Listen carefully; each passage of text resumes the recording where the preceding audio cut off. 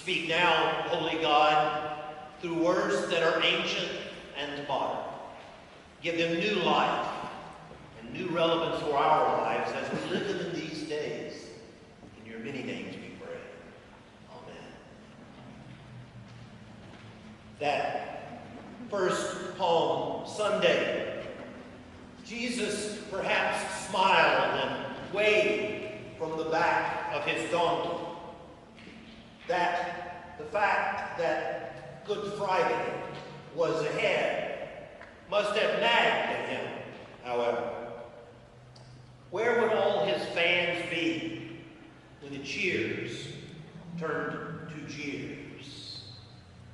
Evidence of these mixed emotions in the heart of Jesus is found in Matthew's version of this story. Matthew says that when Jesus topped the hill before he descended from the Mount of Olives, he paused there, looking out over Jerusalem, that city of God, and he wept. He wept, and with a voice breaking, said, with discouragement and lament, "Oh, Jerusalem, Jerusalem, you who kill prophets and stone those sent to you, how often I have longed to gather you together as a hen gathers her chicks under her wings. But you would have none of it." You see, Palm Sunday is a day of rejoicing and triumph. But for Jesus, it also holds deep sorrow and discouragement.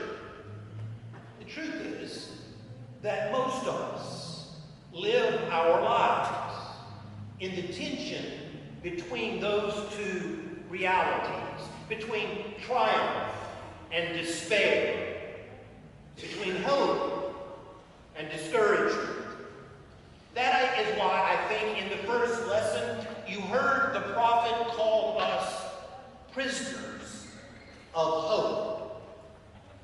This morning, I want us to look at how Jesus managed those two realities in his life, how he kept from being overcome by the downward pull of disappointment and discouragement, even in the face of the fact that those who were closest to him, right up until the very end, still didn't understand who he was or why he'd come.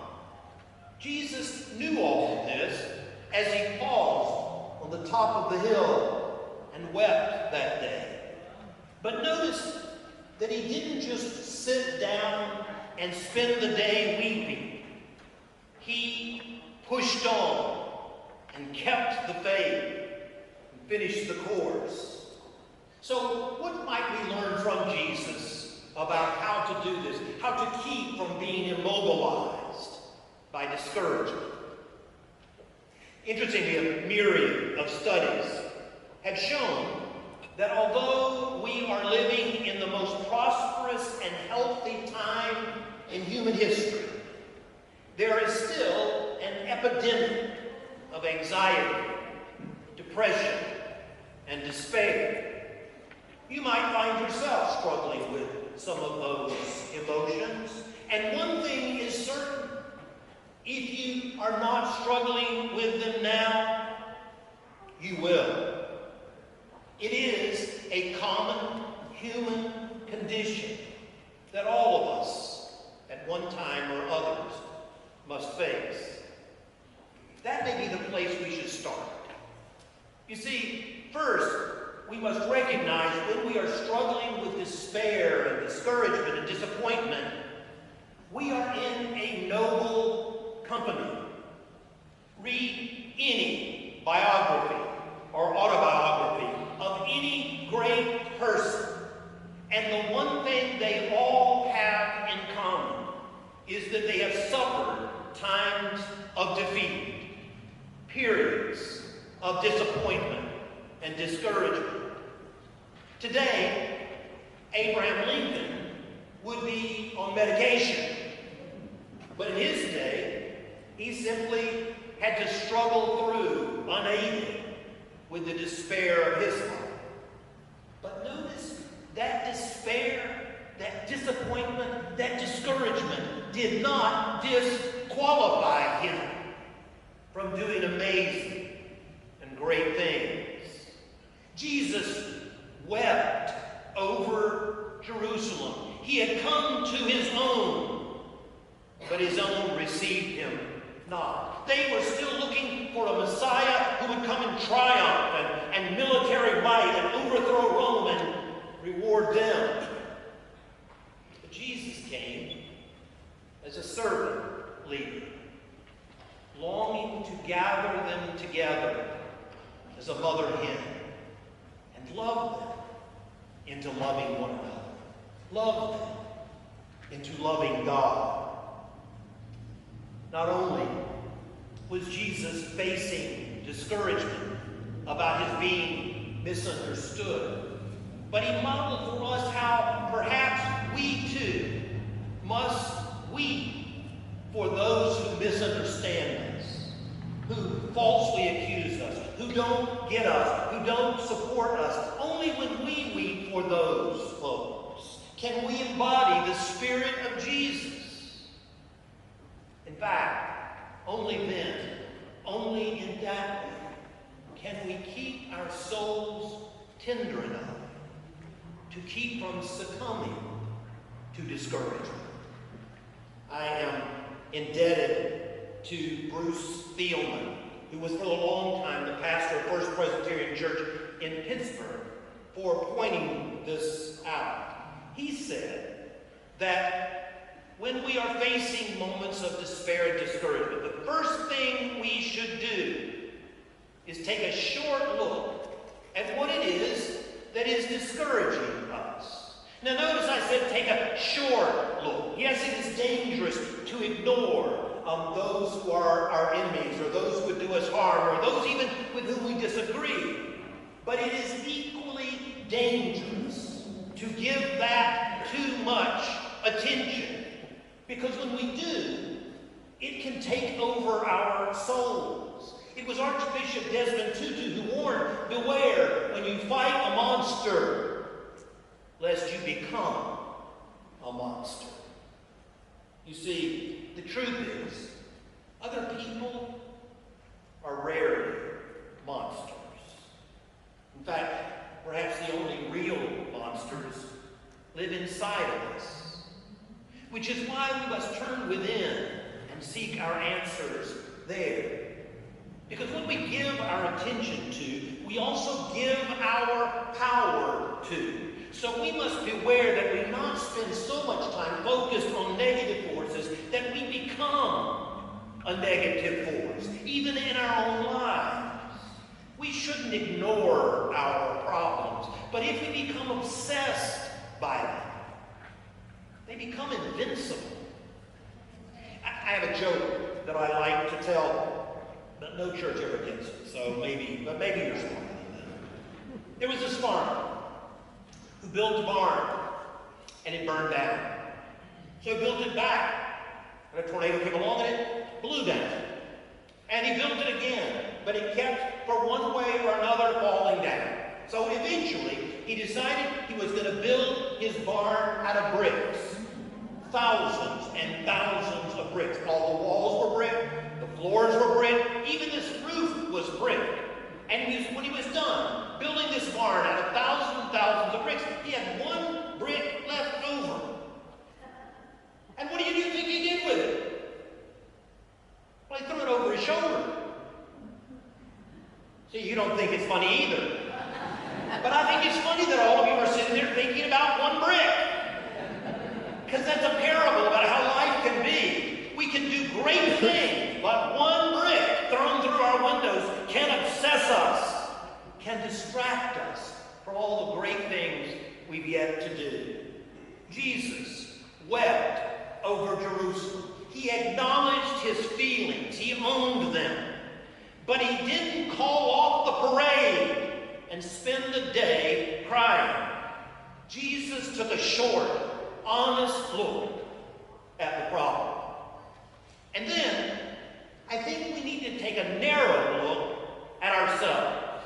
Notice I said a narrow look because I want you to be prejudiced on your own behalf.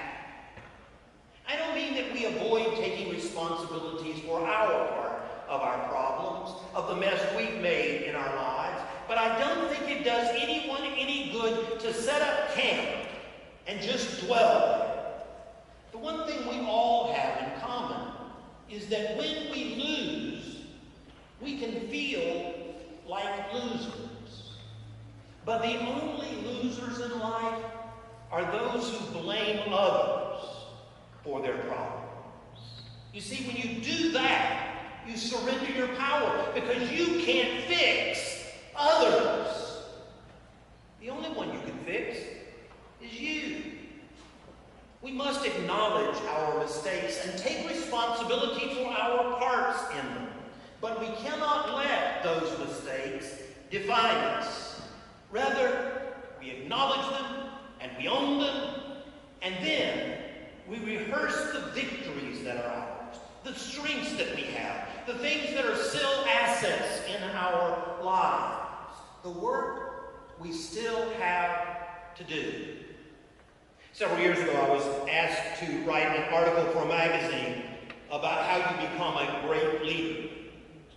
And the first word that I wrote down was resilience.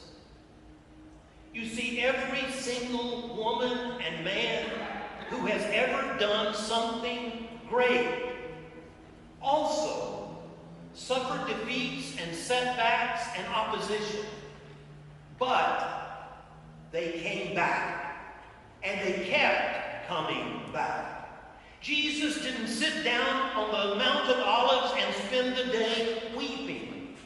No, even those closest to him didn't get what he had come to do.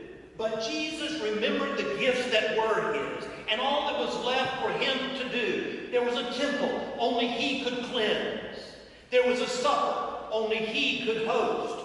There was a cross only he could bear, and there was a death that only he could defeat. So rather than letting the discouragement disable him, Jesus grieved and then moved on to do what he could do and leave the results in the hands of God.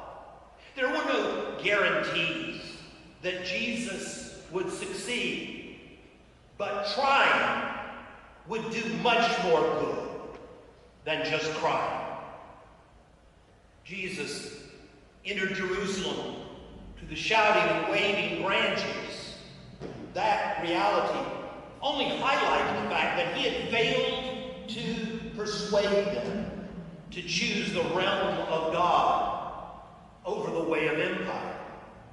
Still, he was himself a prisoner of hope. And so he kept trying with the very last breaths of his life. And finally, I think Jesus offers us one more word of advice when we face discouragement. And that is that we should take a long look at God. Take a short look at what discourages you, but don't obsess about it. Take a narrow look at yourself and be prejudiced on your own behalf. And then take a long look at God, because God is the only real source of hope. You see, discouragement to the point of despair is the attitude of a functional atheist, because none of us know enough to despair, because none of us have heard God's final word on the subject. When we despair, perhaps it is because we don't believe in God, but more likely, it is that we don't believe that God believes in us. That's why the answers to this must be found within us. Look within and connect again to the God who dwells there, the God who lives within you and is constantly whispering words of hope. Look there to the God who is strengthening you blowing through the wind with the wind of the Spirit to help you recover the purpose for which you were sent here. A woman riding a train with her little dog. She loved that little dog. In fact, she loved that little dog so much she had bought it its own seat on the train. And so the two of them traveled along happily until a man came into the car and sat down across from them and lit up on those big old cigars. You know, those stinky things that smell up the whole place. And the man began to puff on the cigar, and the wind began to blow the cigar smoke into the face of the little dog. And the little dog began to cough. And the woman said, "Excuse me, sir, but would you mind? Your cigar is making my dog cough." And the man said, "I paid for my seat. You paid for yours. You do what you want to in your seat, and I'll do what I want to in my seat." She was just distraught.